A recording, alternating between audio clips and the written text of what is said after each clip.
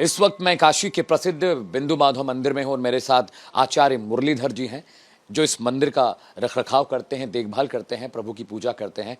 आचार्य, बहुत बहुत स्वागत है रिपब्लिक भारत पर आपका।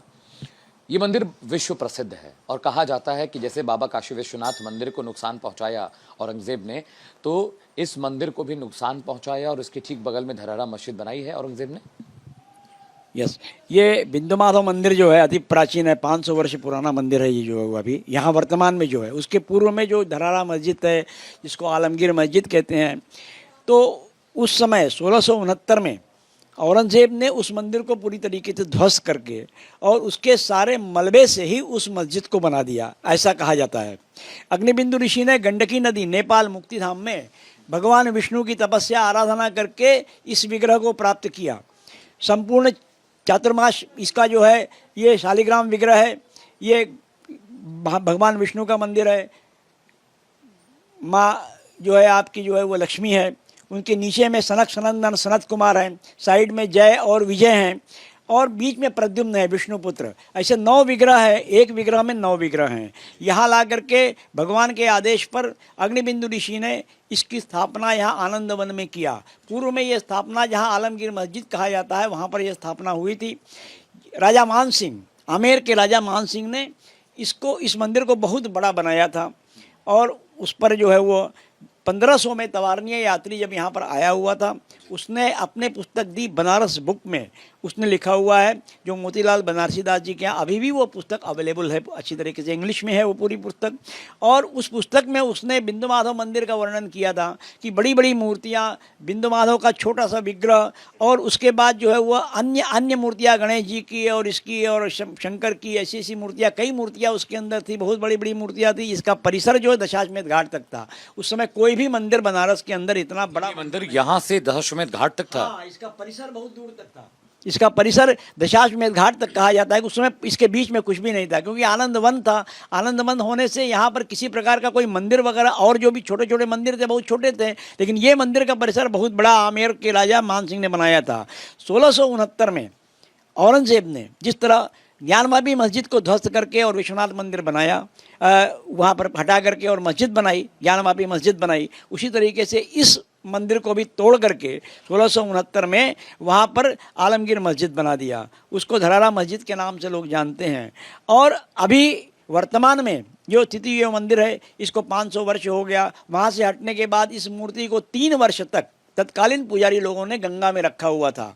और वहाँ से शिवाजी महाराज को जब ये बात पता चली, तब वो यहाँ पर आकर के उन्होंने उस मूर्ति को निकलवा करके और इस मूर्ति की स्थापना यहाँ पर की। ये जो महाराज बाबा जी की फोटो है, ये कितनी साल पुरानी मूर्ति है जो यहाँ पे है? ये अनादि काल की मूर्ति है, बहुत पुरानी मूर्ति। अग्निबिंदु ऋषि ने जब लाई थी गंडकी नदी से, संपूर्ण शालिग्राम विग्रह है। पूरे हिंदुस्तान में मेरे ख्याल से 2 विग्रह हैं जो कि शालिग्राम के संपूर्ण विग्रह हैं। एक तो बद्रीनाथ का विग्रह है, वो संपूर्ण है, वो ध्यान मुद्रा में है, और ये विट्ठल मुद्रा में है। ये खड़ी मूर्ति है, पूरी विट्ठल मुद्रा में है। पांडुरंग जो उसको हम बोलते हैं, जिसको पंढरपुर के, उनकी मुद्रा में है। तो ये शालिग्राम मूर्ति है, संपूर्ण शालिग्राम विग्रह है। तो ये यहाँ पर जो है स्थापना शिवाजी महाराज ने की। उसी समय हमारा परिवार, पटवर्धन परिवार, शिवाजी के साथ डिवोटी था। हम महाराष्ट्र के रहने वाले हैं, रत्नागिरी के रहने वाले हैं। हमारे परिवार को आदेश हुआ कि हमने मंदिर बनाया है, आप जाओ उसका रक्षण करो। तब से मेरा परिवार इस मंदिर का रक्षण कर रहा है। कितनी पीढ़ियाँ हो गई गुरुजी? ये कम से कम कई पीढ़ियाँ हो गई, 15-16 पीढ़ियाँ हमारी हो चुकी हैं यहाँ पर जो है वो। और अब वर्तमान में हमारा परिवार पूर्ण रूप से यहाँ पर रहता है। हम लोगों का काफ़ी प्रॉपर्टी जो है नागपुर में है, सांगली में है, सातारा में है, पुणे में है, सब जगह हमारे पटवर्धन परिवार सब फैला हुआ है। बहुत बड़ा परिवार था हमारा जो है वो, तो सारी जगह फैला हुआ है। और वर्तमान में हम इसकी व्यवस्था देखना, ये ट्रस्ट है, बिंदु माधव देवस्थान ट्रस्ट है, इसकी व्यवस्था का कार्यभार सब मेरे ऊपर है। मतलब मंदिर के ठीक बगल में पंडित जी जो धरहरा मस्जिद दिखाई दे रही है, ये पूरा मंदिर का प्रांगण हुआ करता था? पूरा मंदिर का प्रांगण था, पूरा कंप्लीट मंदिर का प्रांगण था। और ये जगह छूटी हुई थी, इसलिए शिवाजी महाराज ने उस तत्काल काल में यहाँ के राजाओं से विनंती किया, अनुग्रह किया कि अगर हमारा साथ दें तो हम वहाँ से आकर के इस मस्जिद को तोड़ करके और यहाँ पर हम पुनः मंदिर की स्थापना करेंगे। लेकिन यहाँ के राजाओं ने हाथ खड़े कर दिए कि मुगलों का शासन है, मैं इसमें आपका साथ नहीं दे पाऊंगा यहाँ पर आने से। इसलिए शिवाजी महाराज को लाचार होकर के इस मंदिर को यहाँ बनाना पड़ा। महाराज जी, क्या कोई विवाद कोर्ट में चल रहा है बिंदु माधव मंदिर और धरहरा मस्जिद को लेके?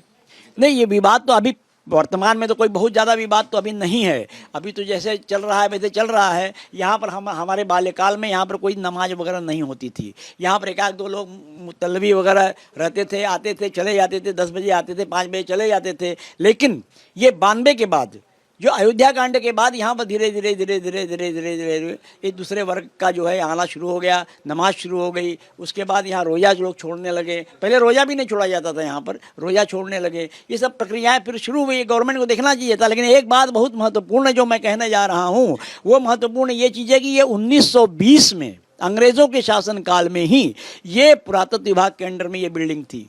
ये स्मारक है, एक्चुअली ये मस्जिद नहीं है। इसको अब गवर्नमेंट को इसको देखना चाहिए कि पुरातत्व विभाग इसके ऊपर पैसा खर्च करता है, कम से कम 10 लाख रुपए साल का खर्च करता है। तो पैसा कहाँ खर्च करता है ये मेरे भी समझ में नहीं आता, क्योंकि तो पत्थर की बनी हुई बिल्डिंग है, इसमें कहाँ पैसा खर्च करता है। उनको पूछना चाहिए। मुसलमान इसके ऊपर एक पैसा भी नहीं खर्च करता है, कोई भी मुतल्लबी इसके ऊपर पैसा नहीं खर्च करता है, वो रंगाई पुताई छुआई कुछ भी नहीं करता है। इसमें सिर्फ जो है ये पुरातत्व विभाग करता है। मैंने पुरातत्व विभाग से एक बात पूछी थी, लेकिन उनके पास उसका कोई जवाब नहीं था। उन्होंने कोई जवाब इसका नहीं दिया। हमने आप खर्च करते हैं तो इसका पैसा कहाँ खर्च करते हैं आप? ये गवर्नमेंट की चीज़ है, ये पुरातत्व विभाग की चीज़ है। अगर मुसलमानों की है तो मुसलमानों को मिल जानी चाहिए, इसमें कोई दो राय नहीं। जी, आप इस मंदिर के महंत हैं, तो जैसे कि काशी विश्वनाथ मंदिर को लेकर, ज्ञानवापी को लेकर बहुत सारे वाद प्रतिवाद कोर्ट में चल रहे हैं, तो आपके मन में कभी नहीं आया कि मंदिर का हक लेने के लिए आप भी कोई मुकदमा या कोई याचिका दायर करें ताकि जो मंदिर का अधिकार है मंदिर को मिल सके? नहीं, ये बात तो मन में आती है, जरूर आती है कि ये मंदिर की चीज़ है तो मंदिर को मिलनी चाहिए। लेकिन हमने अभी आपको बताया कि पुरातत्व विभाग की चीज़ है। पुरातत्व विभाग की चीज़ स्मारक होती है। स्मारक के अंदर न तो अब वर्तमान में न तो उसके अंदर नमाज पढ़ी जाएगी, न तो उसके अंदर पूजा भी होगी। उसके ऊपर तिरंगा झंडा भारत का फहराया जाएगा। कोई भी स्मारक हो, चाहे आप कुतुब मीनार ले लीजिए, चार मीनार ले लीजिए, वहाँ नमाज नहीं होती है, वो स्मारक हो चुके हैं। जो स्मारक हो जाता है वो गवर्नमेंट की चीज़ हो जाती है। तो गवर्नमेंट को इसके ऊपर पूरी तरीके से ध्यान देना चाहिए कि यहाँ नमाज भी बंद कर दे इसको।